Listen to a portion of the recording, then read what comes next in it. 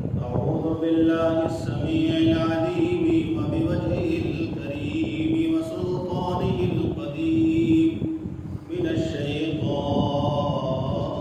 الرجيم من همزه ونفخه ونفثه بسم الله الرحمن الرحيم وإذ تأذن ربك ليبعثن عليهم إلى يوم القيامة من يسومهم سوء العذاب إن ربك لسريع العقاب وإنه لغفور رحيم.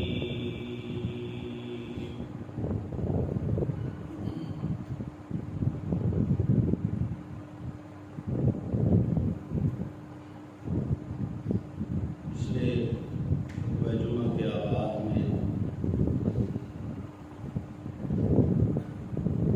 میں نے یہ بات کی تھی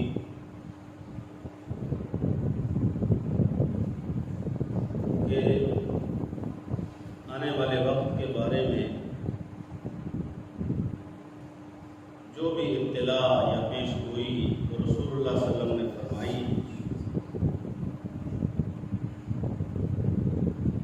جو پیش آ چکا وہ حرف کا حرف صحیح اور درست تھا، اور جو ابھی تک پیش نہیں آیا ہمارا ایمان ہے کہ وہ بھی رسول اللہ صلی اللہ علیہ وسلم کی زبان سے نکلے ہوئے حروف کی تصدیق ہی کرے گا. رسول اللہ صلی اللہ علیہ وسلم کے لفظ غلط ثابت نہیں ہے.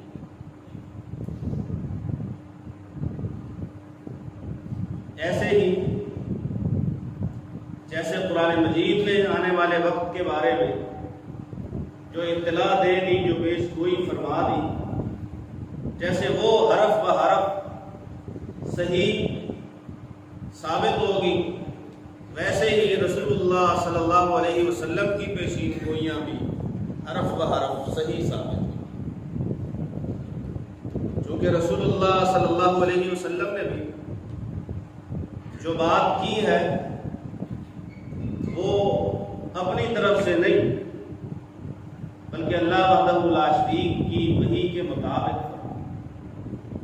وما ينطق عن الهوى ان هو الا وحی یوحی. سورہ نجم کی یہ آیتیں اسی بات پر دلالت کرتی ہیں کہ اللہ کے پیغمبر صلی اللہ علیہ وسلم کی زبان سے نکلے ہوئے لفظ وہ ان کے اپنے خواہش کے لفظ نہیں ہے، اپنی چاہت کے اپنی مرضی کے لفظ نہیں ہے. ان هو الا وحی یوحی، بلکہ وہ جو لفظ ہے وہ اللہ وحدہ لا شریک کی طرف سے بطور وحی اتارے گئے. اقوام مسلم کے بارے میں رسول اللہ صلی اللہ علیہ وسلم کے فرامین ہوں یا کفار قوموں کے بارے میں رسول اللہ صلی اللہ علیہ وسلم کے فرامین ہوں، اقوام مسلم کے بارے میں قرآن مجید کے بیانات ہوں یا غیر مسلم اقوام کے بارے میں قرآن مجید کے فرامین ہوں، ارشادات ہوں، اطلاعات ہوں، وہ سب کی سب حرف بحرف صحیح ثابت. یہ جو میں نے خطبہ میں آیت پڑھی ہے یہ سورہ اعراف کی آیت، اس میں بھی اللہ وحدہ لا شریک ایک قوم کے بارے میں ایک خبر دے رہے ہیں، اطلاع دے رہے ہیں، اور اطلاع الگ ہی الفاظ کے ساتھ وَإِذْ تَأَذَّنَ رَبُّكَ، کہ تیرا رب یہ بات علی الاعلان کہہ چکا، اس بات کو ارشاد فرما چکا، لکھ چکا اور اس کا اعلان کر چکا. لَيَبْعَثَنَّ عَلَيْهِمْ إِلَى يَوْمِ الْقِيَامَةِ، کہ وہ ان پر بھیجتا رہے گا قیامت کے دن تک مَن يَسُومُهُمْ سُوءَ الْعَذَابِ، ایسے لوگ جو انہیں برے برے عذاب چکھائیں گے، بری بری سزائیں دیں گے.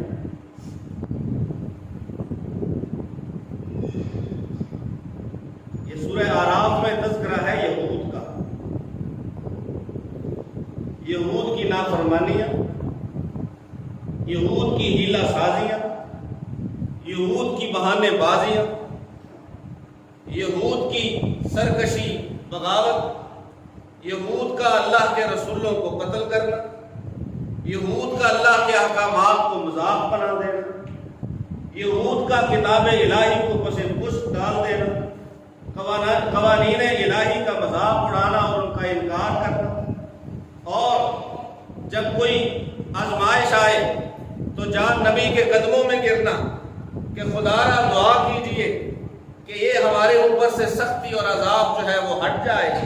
جیسے ہی نبی دعا کر دیتا اور ان سے سختی، عذاب، بیماری ہٹا لی جاتی تو دوبارہ اسی طرح ہی ہو جاتے جیسے پہلے ہوا۔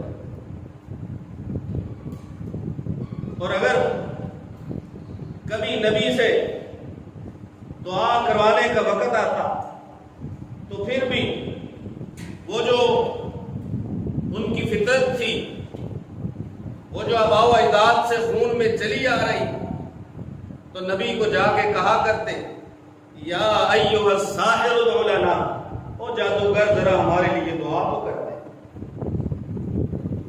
اس حد تک نافرمان، اس حد تک سرکش، اور رب العزت فرماتے ہیں کہ انہوں نے جو محمد الرسول اللہ صلی اللہ علیہ وسلم کو نبی نہیں نہ مانا،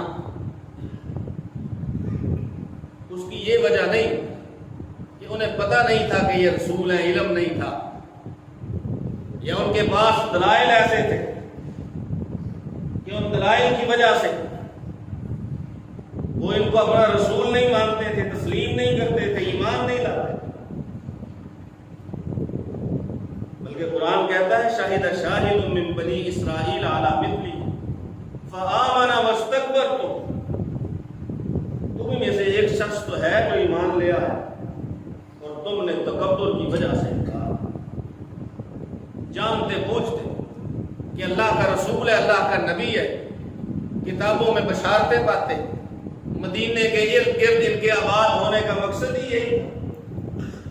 باقی عرب کو، آپ اگر عرب کی تاریخ پڑھیں تو باقی عرب کو یہ دھمکیاں دیا کرتے تھے کہ عنقریب اس زمین میں ایک ایسا شخص آنے والا ہے جو اللہ کا نبی ہوگا، اللہ اسے غلبہ دے گا، ہم اس کے ساتھ مل کے تمہارے ساتھ لڑیں گے اور تمہیں شکست دیں گے۔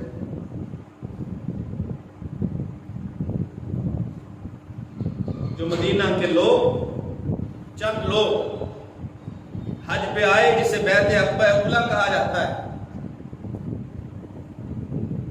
تو وہاں پہ انہیں سنائی پڑا کہ ادھر تو باتیں ہو رہی ہیں کہ کوئی بندہ ادھر آ گیا ہے جو خود کو اللہ کا رسول کہتا ہے۔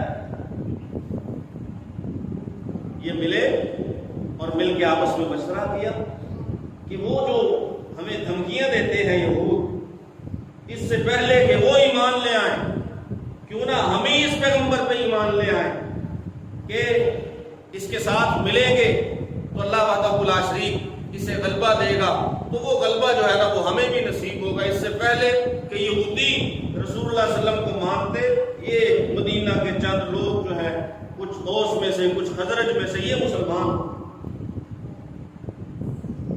اور یہود ہٹ گئے۔ کس وجہ سے؟ تکبر کی وجہ سے، تکبر کی وجہ سے، اور بہانے بازیاں،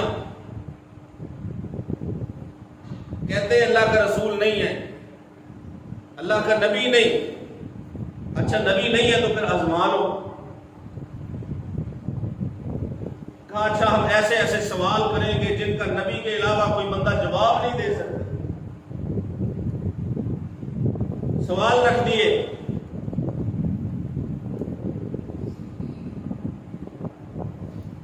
رسول اللہ صلی اللہ علیہ وسلم نے ان سوالات کے جواب دے دیے، سب سوالوں کے درست جواب۔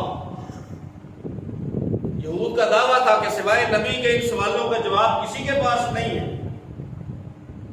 جواب دے دیے، اور پھر آخر میں پوچھنے لگے کہ بات تو آپ کی ٹھیک ہے، لیکن آپ یہ بتائیں کہ آپ کے اوپر فرشتہ کون سا آتا ہے وحی لے کے؟ رسول اللہ صلی اللہ علیہ وسلم نے فرمایا میرے اوپر جو وحی لے کے فرشتہ آتا ہے وہ جبریل ہے. کہنے لگے بس پھر ہم آپ پہ ایمان نہیں لائیں گے کیونکہ جبریل ہمارا دشمن،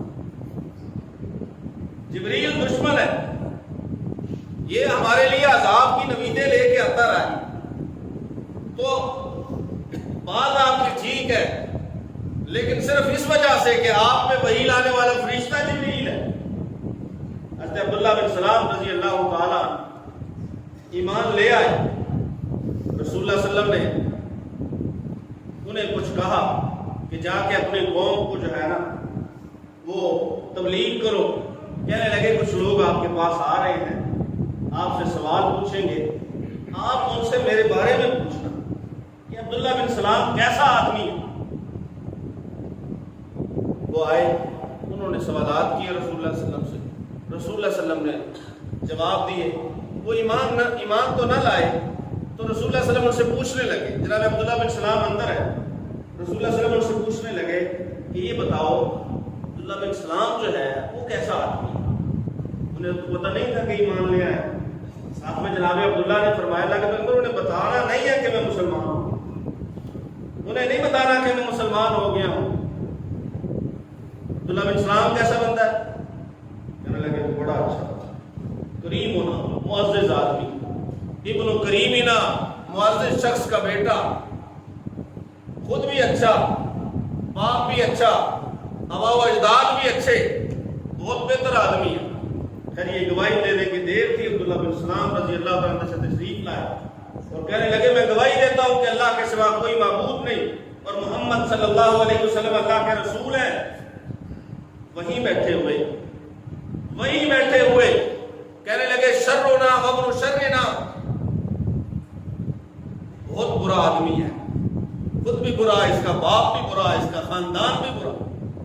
وہیں پر بیٹھے ہوئے ایک ہی جگہ پر، ایک ہی مجلس میں، ایک ہی شخص کے سامنے، کریمنا وابن کریمنا. چند لمحوں کے بعد شرنا وابن شرنا.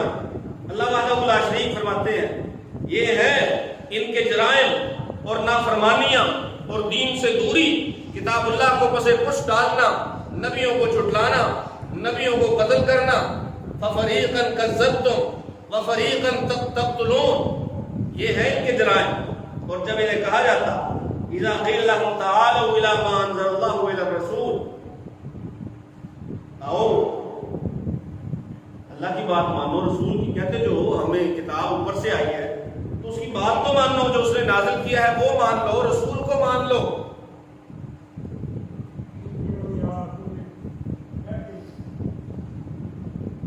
اللہ کے نازل کیے کو مان لو، رسول کی بات کو مان لو. تو کہا کرتے تھے نہیں، اللہ اور رسول کی بات نہیں، اللہ اور رسول کی بات اس بات کو مانیں گے جس میں ہمارے آبا و اجداد تھے. اگر وہ مانے تب ٹھیک ہے، اگر وہ نہیں مانے تب. جب انہیں دعوت دین دی جاتی تو کہا کرتے تھے قلوبنا غلف، ہمارے دل محفوظ ہیں، ہمارے دل محفوظ ہیں، ہمارے دل پردے میں ہے، غلاف میں ہے، یہ محفوظ ہے، اس میں گمراہی وغیرہ جو ہے نا وہ داخل نہیں ہو سکتی، تمہاری دعوت گمراہی کی ہے. اللہ وحدہ لا شریک کہتے ہیں بل لعنہم اللہ، یہ پردہ شردہ نہیں، یہ اللہ کی لعنت ہے ان دلوں پہ، ان لوگوں پہ اللہ کی لعنت ہے، ملعون لوگ ہیں، یہ ان کے جرائم ہیں. اللہ فرماتا ہے استعذن ربک، یہ تیرا رب اعلان کر چکا ہے، ارشاد فرما چکا ہے لَيَبْعَثَنَّ عَلَيْهِمْ إِلَىٰ يَوْمِ الْقِيَامَةِ مَن يَسُومُهُمْ سُوءَ الْعَذَابِ، کہ قیامت کے دن تک ایسے لوگ بھیجتا رہے گا جو انہیں عذاب چکھاتے رہیں گے، جو انہیں سزائیں دیتے رہیں گے. یہ ایسے اپنے آپ کو لوگوں کا سہارا لے کے، مظلومیت کا ڈڈورا پیٹ کے اپنے آپ کو محفوظ و معمون نہیں کر سکتے. کتنے سال گزرے ہیں، ہم بھی دیکھ رہے تھے کہ اس کے پڑوس میں لیبیا ہے، اسے برباد کر دیا گیا. اس کے پڑوس میں شام ہے، جسے کھنڈر بنا دیا گیا. اس کے پڑوس میں عراق ہے، جسے آگ اور خون کے سمندر سے گزار دیا گیا. اس کے پڑوس میں مصر ہے، جسے سیاسی عدم استحکام کا شکار کر دیا گیا، سارے ارد گرد جو ممالک ہیں، سوڈان بھی ہے، سارے ارد گرد ممالک کسی نہ کسی سختی میں، کسی نہ کسی فتنے میں، کسی نہ کسی آزمائش میں، ایک اکیلا ملک محفوظ اور مامون ہے۔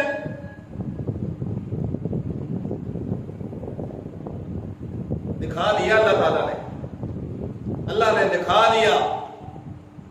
من یسومہم سوء العذاب، وہ وقت بخت نصر کا ہو، وقت محمد الرسول اللہ صلی اللہ علیہ وسلم کا ہو، وہ ہمارے قریب کے دور میں وقت ہٹلر کا ہو۔ ویسے تو اچھا بندہ نہیں تھا ظالم، لیکن اللہ کہتا میں مسلط کرتا رہوں گا ان پہ کہ یہ خطرے سے دوچار رہیں گے۔ کیوں؟ نبیوں، رسولوں، کتابوں، امتوں کے ساتھ کیا کیا؟ ان کے جرائم کی فہرست لمبی ہے، انہیں سزا ملتی رہے گی۔ کب تک؟ قیامت کے دن تک، الی یوم القیامہ۔ قیامت کے دن تک اللہ نے ان پہ کسی نہ کسی کو بھیجنا ہے، کسی نہ کسی شکل میں بھیجنا ہے۔ دیکھ لو، سوچا کرتے تھے ہم بچا ہوا ہے، محفوظ ہے، کوئی مسئلہ نہیں ہے، دفاعی نظام اچھا ہے، معیشت اچھی ہے، تعلیمی نظام مثالی ہے، جو معاشی ادارے ہیں وہ ان کے چنگل میں ہے، پنجہ استبداد میں ہے، ساری دنیا کی معیشت کو کنٹرول کرتے ہیں۔ یہی سنتے آئے ہیں، یہی سنتے آئے ہیں۔ ایسا دفاعی نظام ہے جسے کوئی راکٹ کراس نہیں کر سکتا، گزر نہیں سکتا۔ یہ ہماری باتیں تھیں، یہ سننے کی باتیں تھیں، یہ بیان کرنے کی باتیں تھیں، یہ دنیاوی باتیں ہیں، لیکن خالق کے آگے کوئی چیز مشکل، کوئی چیز مشکل نہیں ہے۔ جو دنیا کی سوچ کو، دنیا کے ارادوں کو توڑ دے، وہ اللہ کی مشیت۔ عرفت ربی بفسخ العزائم، علی المرتضیٰ رضی اللہ عنہ نے فرمایا تھا کہ میں نے اپنے رب کو پہچانا ارادوں کے ٹوٹنے سے، کہ بندہ چاہتا کچھ اور ہے، ہوتا کچھ اور ہے۔ اس لیے ہمیں تعلیم دی گئی ہے نا کہ اگر آپ کی مرضی کے خلاف، آپ کی منشا کے خلاف، آپ کے ارادے کے خلاف، آپ کے منصوبے کے خلاف کچھ ہو جائے تو کیا کہنا ہے؟ قدر اللہ وما شاء فعل، یہ اللہ نے مقدر میں لکھا تھا، جو اس نے چاہا وہ ہو گیا۔ مریض تھا، ہم نے اپنی ذمہ داری ادا کی، ہم نے علاج کی ذمہ داری پوری کی، ہاں مرض ختم نہیں ہوا، بندہ بچا نہیں، قدر اللہ وما شاء فعل، اپنی طرف سے کوشش پوری۔ ہم سنتے آئے تھے بہت کچھ ہے، ہاں مسلمان ممالک نہیں بولے ویسے جیسے بولنا چاہیے، سوائے ایک آدھ کے، لیکن یہ بات بھی یاد رکھیے،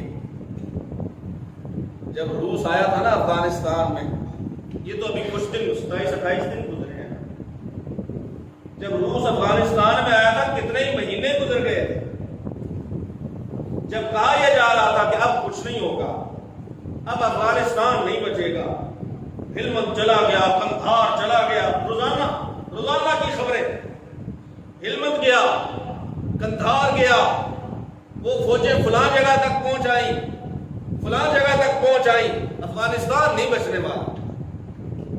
یہ لوگوں کے خیالات تھے، لیکن من یسومہم سوء العذاب، اللہ کا ایک اللہ کا ارادہ ہے، وہ اوپر بھی ہے قادر، اوپر ہے مظلوموں کا مددگار، وہ جس کا کوئی نہیں ہوتا اس کا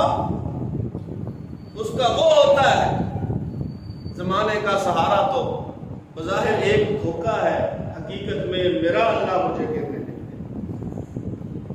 بات اصل میں یہ ہے، لوگ کیا ہیں، فوجیں کیا ہیں، جسے اللہ نہ گرائے، جسے اللہ سنبھالے، کیا ہوا؟ کیا ہوا؟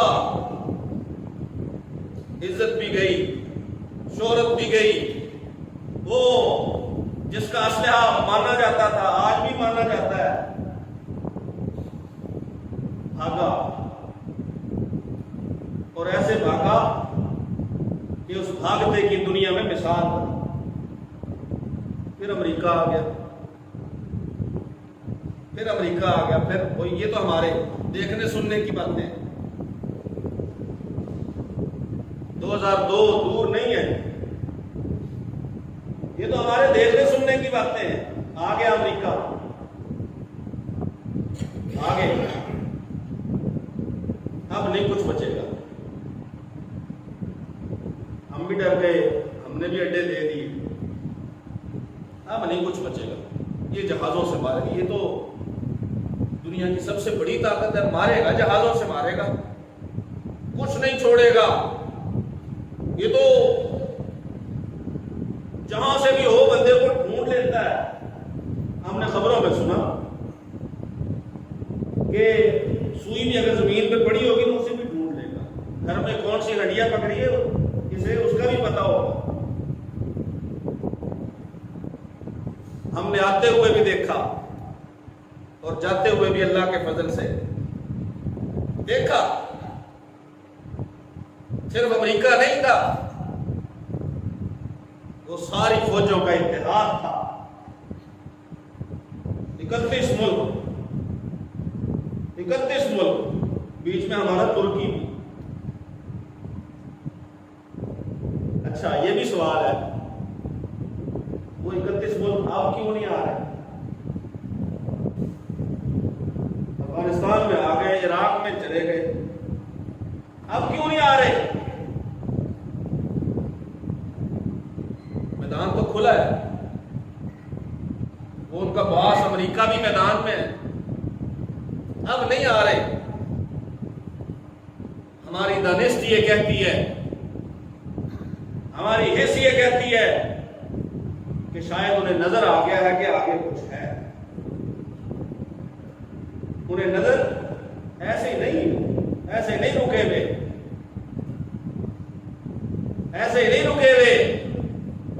اگر مسلمان نہیں نہ پہنچے مدد کے لیے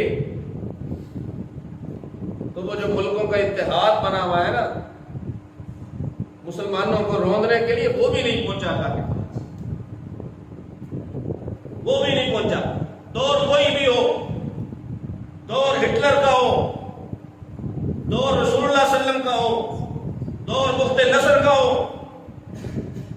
اللہ فرماتے ہیں میں یصومہم سوء العذاب، بچیں گے نہیں۔ کیا انہوں نے ہے، بھگتیں گی ان کی نسلوں تک نسلیں قیامت تک۔ قیامت میں جب سب سے طاقتور شخص سمجھ کر دجال کو اس کے ساتھ مل جائیں گے کہ شاید اب یہی ہمارا مسیحا ہے، یہی بچائے گا، اللہ وحدہ لا شریک عیسیٰ علیہ السلام کے ہاتھوں سے بنوائے۔ جناب عیسیٰ علیہ السلام کے ہاتھوں سے بروائے گا، کیونکہ سچ ہے قرآن کی پیش گوئی، لَيَبْعَثَنَّ عَلَيْهِمْ إِلَىٰ يَوْمِ الْقِيَامَةِ مَن يَصُومُهُمْ سُوءَ الْعَذَابِ۔ ساری دنیا ان کے ساتھ ہو جائے، ذرائع ابلاغ ان کے ساتھ ہو جائیں، مسلمانوں کے قتل کے درپے ہو ساری دنیا، لیکن کچھ چیزیں تو اللہ نے بھی دکھانی۔ محض ایک چھوٹا سا علاقہ، صرف 20 لاکھ آبادی، 28 دن گزر گئے، 28 دن داخل ہوتے ہیں، منہ کی کھاتے ہیں۔ یہ اللہ کی مدد ہے، یہ اللہ کی مدد ہے۔ اور رسول اللہ صلی اللہ علیہ وسلم کا فرمان جو میں بات شروع میں کر چکا ہوں کہ اللہ کے پیغمبر نے جو فرمایا ہے،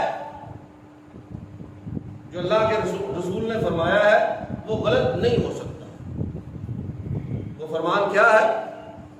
جو جہاد ہے یہ قیامت تک جاری رہے گا۔ سرحدوں کی لائن لگا دی گئی، ملک الگ الگ ہو گئے، ہر کسی کا اپنا نظام، اپنا کمانا، اپنا کھانا، اور پھر صورتحال ایسی کہ لفظ جہاد کو دہشت گردی بنا دیا گیا. اس دور میں سوچا جائے کہ جہاد اب کہاں جہاد؟ نہیں، یہ اللہ نے موقع دینے ہیں کیونکہ رسول اللہ صلی اللہ علیہ وسلم نے. اور اگر کوئی اس سے پیچھے ہٹے کہ نہیں جی جو جہاد فی سبیل اللہ ہے وہ نہیں کر رہے، اس میں نقصان ہے، ہم نے تجارت کرنی ہے، خرید و فروخت کرنی ہے، اب اس میں فائدہ نہیں ہے، ان کے لیے بھی رسول اللہ صلی اللہ علیہ وسلم نے فرمایا اور وہ سچ ثابت ہو رہا ہے، سچ ثابت ہوگا. ایک نقطے کی، ایک شوشے کی بھی اس میں غلطی فرق نہیں ہوگا. اذا تبایعتم بالعین، جب تم سودی کاروبار کرو گے، واخذتم اذناب البقر، بیلوں کی دموں کو پکڑ لو گے، ورضیتم بالزرع، کھیتی باڑی پہ راضی رہو گے، وترکتم الجہاد، جہاد چھوڑ دو گے، سلط اللہ علیکم الذلہ، اللہ تمہارے اوپر ذلت مسلط کر دے گا. اور یہ ذلت اس وقت تک اٹھائی نہیں جائے گی حتی ترجعوا الی دینکم، جب تک اپنے اصل دین کی طرف آ نہیں جاتے. وہ نظام جو اسلام کا نظام ہے اسے اپناتے نہیں، تب تک یہ ذلت جو ہے وہ مسلط رہے گی، ذلت مسلط رہے گی. حضرت عمر فاروق رضی اللہ تعالیٰ نے فرمایا تھا کہ ہم لوگ اونٹوں کے چرواہے تھے، اسلام آیا، اللہ نے ہمیں اسلام کے ذریعے عزت دی. آج ہمارے حکمران سمجھتے ہیں اسلام کے نام سے جان چھڑانے میں عزت ہے، اسلام کے نام میں، اسلام کے نظام میں عزت ہے. جو حدود اور قیود ہے، خصوصاً شرعی جو سزائیں ہیں، شرعی حدود ہے، قوانین ہے، ان کے نفاذ میں عزت ہے. کفار کی باتیں مان کے اپنے مجرموں کو سزا نہیں دیتے.